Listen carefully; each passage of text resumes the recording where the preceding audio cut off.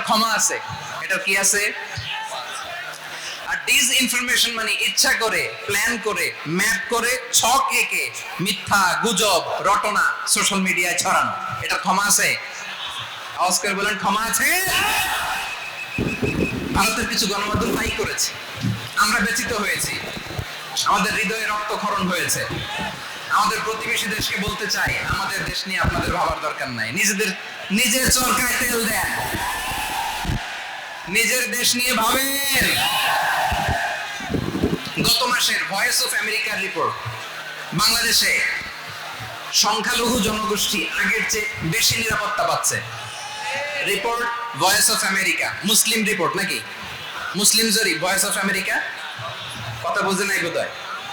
Voice of America কি আমাদের report না, ভয়েস অফ আমেরিকার জরিপ, বাংলাদেশের সংখ্যালঘু জনগোষ্ঠী আগের চেয়ে ভালো নিরাপত্তা পাচ্ছে।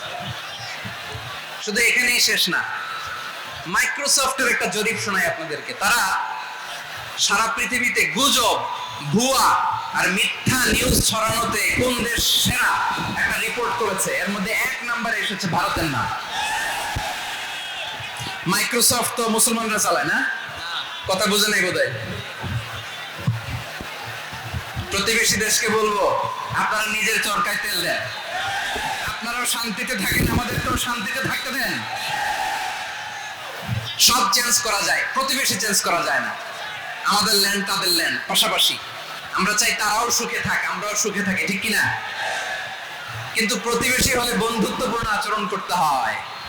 প্রতিবেশী যদি বন্ধু না হয়ে প্রভু হতে চায়, এরকম দানব প্রতিবেশী কেউ চায় না। ভারত যদি বন্ধুত্ব উপহার দেয়, আমরা বন্ধুত্ব দিব, কি বলেন? তারা যদি বন্ধু সুলভ আচরণ করে, আমরাও বন্ধুত্ব উপহার দেব। কারণ আমাদের পররাষ্ট্র নীতি হচ্ছে সবার সাথে বন্ধুত্ব, কারোর সাথে বৈরিতা নয়। আলহামদুলিল্লাহ বলেন, কত চমৎকার পলিসি আমাদের। আমরা নির্বিবাদী, আমরা বাংলাদেশিরা শান্তিকামী, we are proud of that. এজন্য আমরা গর্ববোধ করি। আমাদের পররাষ্ট্র নীতি সবার সাথে বন্ধুত্ব, কারোর সাথে শত্রুতা নয়। তাই প্রতিবেশী দেশকে বলবো, আমার ভাইরা, আপনারাও আমাদের ভাই, বন্ধুত্ব দিলে বন্ধুত্ব পাবেন। বন্ধুত্ব ইজ ওয়েলকাম, দাদাগিরি নয়। বন্ধুত্ব ওয়েলকাম, দাদাগিরি নয়, লাউড এন্ড ক্লিয়ার। ভারত যদি বন্ধুত্ব দেখায়, বন্ধুত্ব পাবে।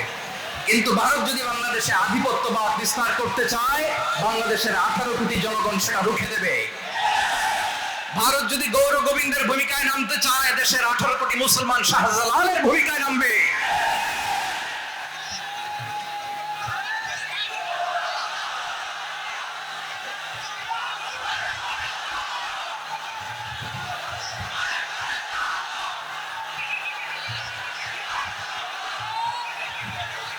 প্রিয় ভাইয়েরা, আমরা বন্ধুত্বে বিশ্বাসী, শত্রুতায় নয়, ঠিক কিনা বলেন? আল্লাহ আমাদেরকে বোঝার তৌফিক দান করুক। তাহলে এই যে তারা বলেছে এদেশে সংখ্যালঘুরা কষ্টে আছে, দুঃখে আছে, এটা কি ঠিক? বলেন, এটা কি ঠিক? না, তারা ডিসইনফরমেশন শেয়ার করেছে, এটা ঠিক নয়। আমার প্রতিবেশী বন্ধু রাষ্ট্রকে বলবো, আপনারা এটা করবেন না, এটা করবেন না। আমরা শান্তিতে আছি, আপনারাও শান্তিতে থাকেন, আমাদেরকেও শান্তিতে থাকতে দেন। এই যে চিটাগাংয়ের অ্যাডভোকেট আলিফ হত্যাকাণ্ডে গোটা বাংলাদেশ আমরা ধৈর্যের পরাকাষ্ঠা দেখিয়েছে, চিল্লায় বলেন ঠিক কিনা? আমাদের নেতা আমাদেরকে ডেকেছে, আমরা শান্ত থেকেছি। আমরা শান্ত থাকতে চাই, আমরা ঐক্যবদ্ধ থাকতে চাই। যে কোনো ষড়যন্ত্র রুখে দেওয়ার জন্য ঐক্যবদ্ধ প্রচেষ্টার কোনো বিকল্প নাই। তাই আজকের আলোচনার ছোট্ট একটা টপিক আমি শিরোনাম ঠিক করেছি, আমাদের জীবনে, সমাজ জীবনে, ধর্মীয় জীবনে, রাষ্ট্রীয় জীবনে ঐক্যবদ্ধ থাকার গুরুত্ব। এবার আওয়াজ করে পেকুয়ার ভাইয়েরা বলেন, আমরা ঐক্যবদ্ধ জীবনযাপন করতে চাই কি চাই না? আল্লাহ তাআলা সে নির্দেশনাই দিচ্ছেন। আল্লাহ তাআলা ইরশাদ করছেন, ওয়া'তাসিমু বিহাবলিল্লাহি জামিআন ওয়া লা তাফারাকু ওয়াযকুরু নি'মাতাল্লাহি আলাইকুম إذ كنتم أعداء فألف بين قلوبكم فأصبحتم بنعمته إخوانا وكنتم على شفا حفرة من النار فأنقذكم منها كذلك يبين الله لكم آياته لعلكم তাহতাদুন। আল্লাহু আকবার পড়েন। আল্লাহ বললেন, ও গোলামেরা শোনো, ওয়াতাসিমু বিহাবিলিল্লাহি জামিআ, ও আমার গোলামেরা সবাই মিলে আল্লাহর রশিকে আঁকড়ে ধরো। আল্লাহর রশি হলো ইসলাম, আল্লাহর রশি হলো কোরআন। আল্লাহ বললেন কোরআনকে আঁকড়ে ধরো, ইসলামকে আঁকড়ে ধরো। একা একা আঁকড়ে ধরলে চলবে না, জামিয়া সবাই মিলে আঁকড়ে ধরো। এই আদেশটা আমাদের জন্য দান করেছেন কে? আল্লাহ তাআলার নির্দেশ, ওয়াতাসিমু বিহাবলিল্লাহি জামিআ, সবাই মিলে আল্লাহর রশিকে আঁকড়ে ধরো।